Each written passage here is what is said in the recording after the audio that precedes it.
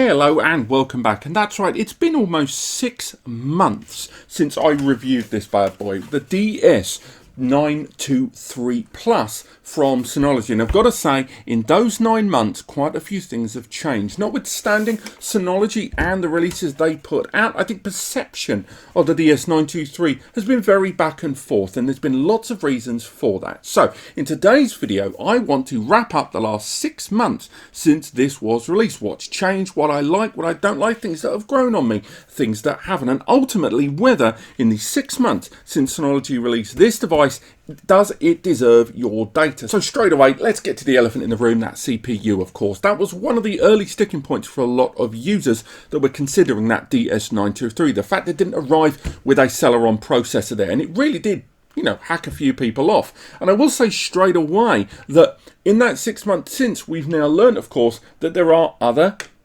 Celeron-based NASs in the market. Synology rolled out that DS423 Plus there, but it was using the older gen CPU, that Celeron, which I don't think everyone was overly keen on to see that old gen. So what about that AMD inside there, that R1600? What do we think 6 months on? We knew at the time its performance was, you know, still pretty darn good. Have we seen it as ultimately a lot of users going, well, that's a terrible CPU, Synology will regret that? Well, I don't think they have. They seem to have committed to this route of embedded Ryzen processors, notwithstanding that this one has, of course, arrived with the R1600, and then the 2-bay arrived with the R1600, but then since then we've seen an 8-bay device arrive and a rack mount device arriving with a V1780B embedded Ryzen processor there. So it seems like Synology are really going to commit to this. I will say that in further testing since that review, when we've done lots of DSM 7.2 stuff, when we've been doing Simplex Media Server stuff with Jellyfin, Emb, running Taoscale with different connections on this device, and of course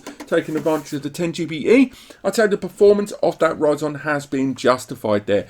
Outside of particularly graphically niche applications, again, transcoding, encoding, conversion, stuff like that, I think outside of those, this CPU does a very good job. Yes, it is a dual-core 4-thread processor, which means although you can create virtual threads, virtual cores in VMs and containers, it's still never going to be as good as a solid core.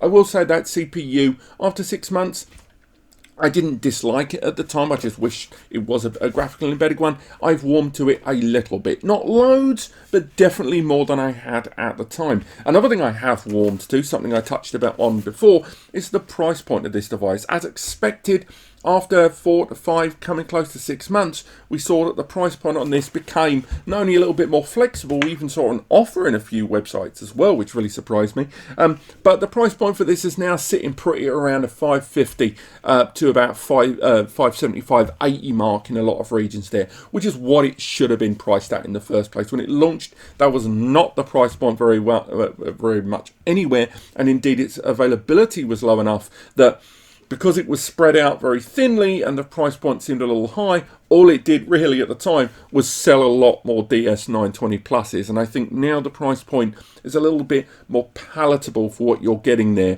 for a 1GB Ethernet box that still nonetheless has ECC memory, optional 10GBE, those M2 NVMe slots inside and that CPU. And indeed, on that subject of what you're getting for your money, it's worth highlighting that another thing that's come up in the 6 months that this has been available is DSM 7.2. Notwithstanding that it rolled out not only as a beta, but now the release candidate and full release. With that, we saw not only volume encryption become a thing, but we also saw write once, read many for those immutable backups become an accessible option. So that combined with the ECC memory inside this, which is already good to start with, but then you've got things like BTRFS running at the same time. There's a lot of different ways to not only have immutable, unchangeable long-term cold storage backups, but a consistent number of ways in which you can double, triple, and in some cases close to quadruple check the consistency of files and their integrity during the operation, something that 6 months since its release has only become even better. On the subject of that memory, of course, we even managed to perform some memory testing on this device, and although the recommended maximum memory on this is Synology only memory at 32GB, we were able to install a couple of 32GB Kingston modules in this that I know Synology will not support, and there is every possibility that may invalidate any support they can give you if you encounter problems. There's still no denying that It's good that we can get this little tiny 4-bay here, the little 4-bay that could, and not only take advantage of M2 NVMe storage pools inside, but now when you can bump it up to 64 gig of memory, although there are question marks to how much of that you can use consistently on this, means that as a 4-bay, it's probably one of the best and most capable 4-bays out there from Synology. And 4 months on, the only other 4-bay they've rolled out is this one over here, which is basically old tech with a new badge number on it.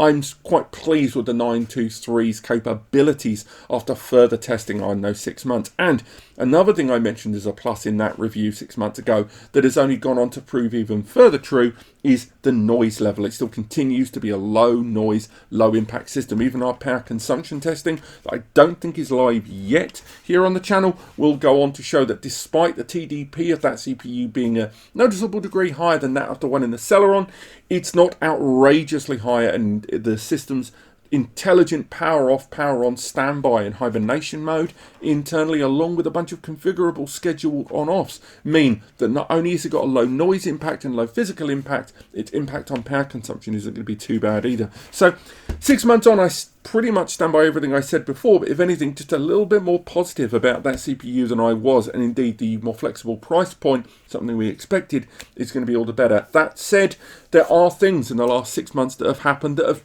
perhaps changed other elements of this device and my keenness on it in the eyes of not only people online, but anyone watching this video now. Number one, that Synology Refurbished era. We talked about it on the channel a week or so ago, at least at the time of recording this, with Synology rolling out refurbished models from their own, stocks. That would be things like, again, the DS920 that a lot of users really still pine for. We saw that device roll out as a refurbished model on Synology's own website there. Of course, stock was very limited, but it did honour an original 3-year warranty there, and it was cleaned and refurbished and with any necessary parts replaced by Synology professionals on board. I think that 6 months on, when a lot of users bought this because they thought the 920 wasn't going to be available anymore, probably hacked quite a lot of users off in those 6 months. And of course, this is a depreciating problem, and I think a lot of users that jumped on this because they couldn't get the 920, finding out later that the 423 arrived with that Celeron, probably there was a few of those users as well that went, well, I didn't want to go overkill, you forced my hand. Another thing is that the DS423, when that arrived, utilising the same hardware as the 923, I think a lot of users just felt like it was a bit cheeky for Synology to roll this out to reshape their portfolio. So the 923 stopped being a prosumer home kind of small business solution and then went towards small medium business and left a lot of home users behind. I think a lot of users were not keen on, after that, Synology rolled out the 423 with a hardware architecture that was arguably based on a 2020 gen system. I think a lot of users felt maybe mildly insulted that they would be expected to put up with that. And I think 6 months on, that is still a bumbling feeling among lots of users. One of the chief selling points of this at launch, of course, was what it was the first system from Synology to allow M2 NVMe's to be used as storage pools there.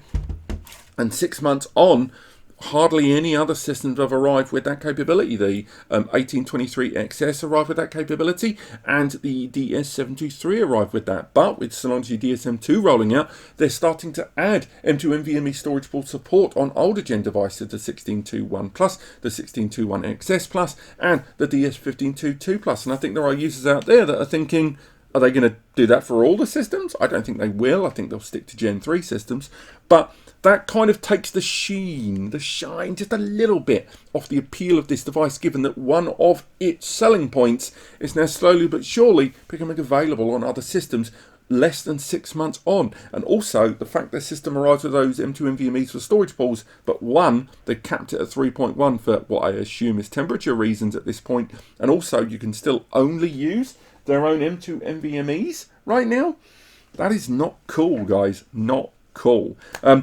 Also, with those M2 NVMe's, you still can't use them at 6 months on for things like storage pools. It's just not available right now. It's not a thing. And I think a lot of users that like to run DSM and its core applications as fast as possible on the NVMe's might be saddened to hear that you can create a volume on the M2 NVMe's and install apps on those, but you still can't run the whole of DSM from them, which I think Synology are probably doing for a sake of consistency and like RAID and, you know, just making sure that there isn't an issue with the SSDs that would crash the whole system down.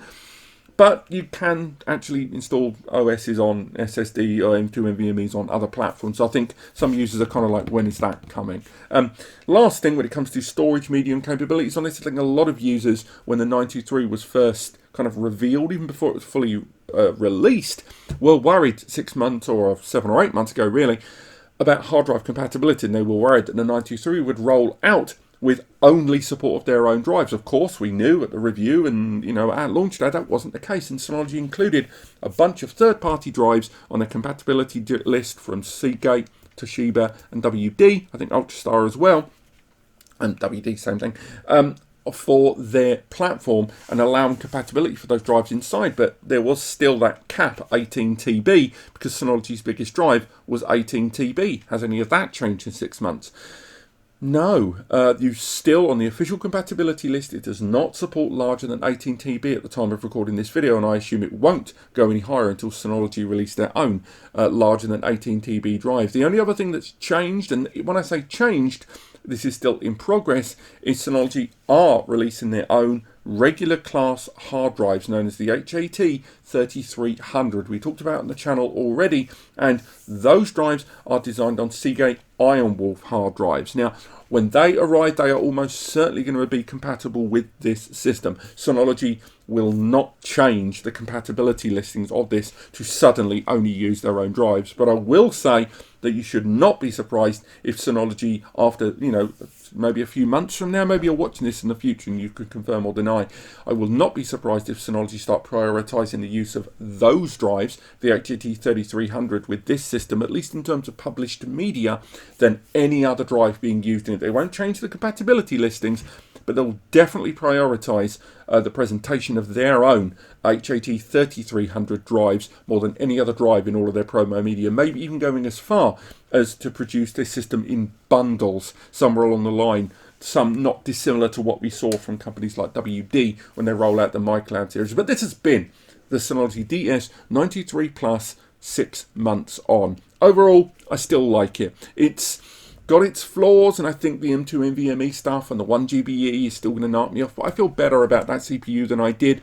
And overall, at the price point it currently has, I still continue to recommend it quite heartily. What do you guys think? Again, maybe you purchased this device and you were happy, maybe you're unhappy, maybe you didn't buy it and you want to talk about why. Go into the comments below and share your thoughts with myself and other users. Other than that, thank you so much for watching. If you want to learn more, there should be links to the guides, the reviews and more, all linked below. The free advice section over on NAS Compares and the free community forum. And if this video has helped you, and if you're going to buy this NAS and you're going to go to Amazon anyway, make sure this video has helped you. If that's the case, use the links in the description to take you there. If you use those links, it costs you nothing extra, and anything you buy, and I mean anything, results in a kickback coming here to NAS Compares. It's just me and Eddie, and it allows us to keep doing what we do. We do a video every day, an article every day, we do the free advice section, and it's just a great way to passively support content creators like us. Thank you so much for watching, and I'll see you next time.